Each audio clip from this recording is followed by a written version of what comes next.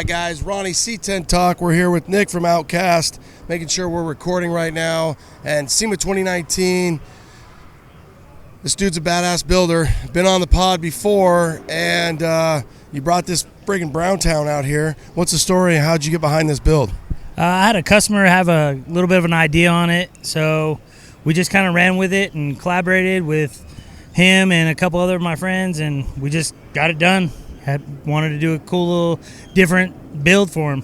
Was it always like an 8-lug dually concept, or how did the pig nose 8-lug dually come about? Well, he wanted a dually.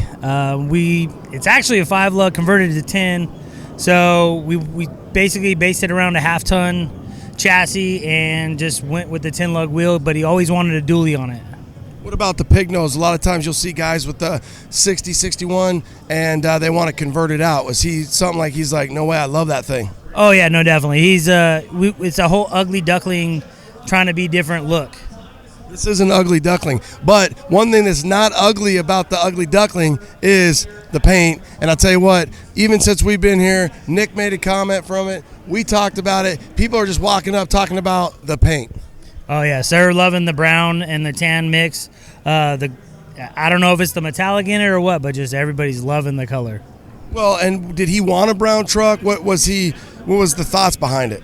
Yeah, we just wanted to do something different. We didn't want to be that mainstream C10 build at all. Yeah, well, it's a shortbed dually-esque.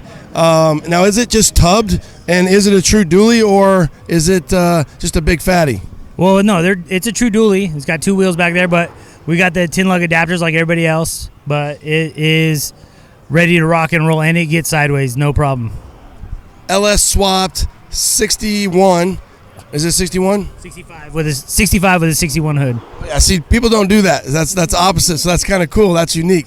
So 65 swap with a 61 hood, pig nose, and then LS swap. You got the big mirrors. You got the big cab lights. Was it already a cab light truck, or did you guys add that? We added the cab lights. It was a flatbed, long bed, the cab that it came off of. So how about shaking it down? How's that been looking? Oh, it's good. We've already been sideways in it once or twice.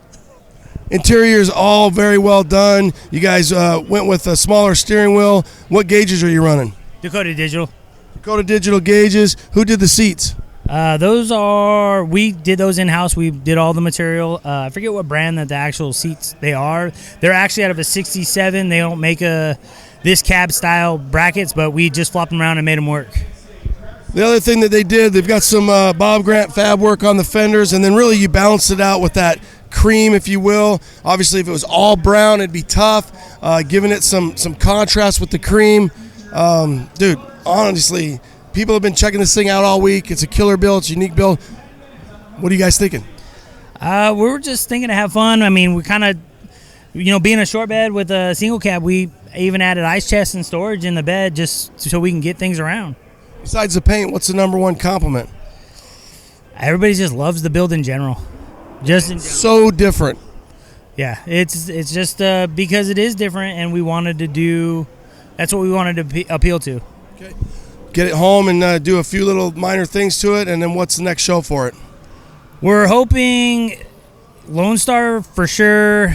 We don't think we're going to make the get down, but we're hoping Lone Star for sure. Good. I hope so. Eastbound and down to the throwdown. We'll be there. Nick from Outkast Kustoms out of NorCal. There isn't a name on this thing. We're not sure if it's Ugly Duckling or we've got another one, but we can't say it right now. So, Nick, thanks for taking time for the C10 Nation. Thank you, Ronnie. Have a good day. Late.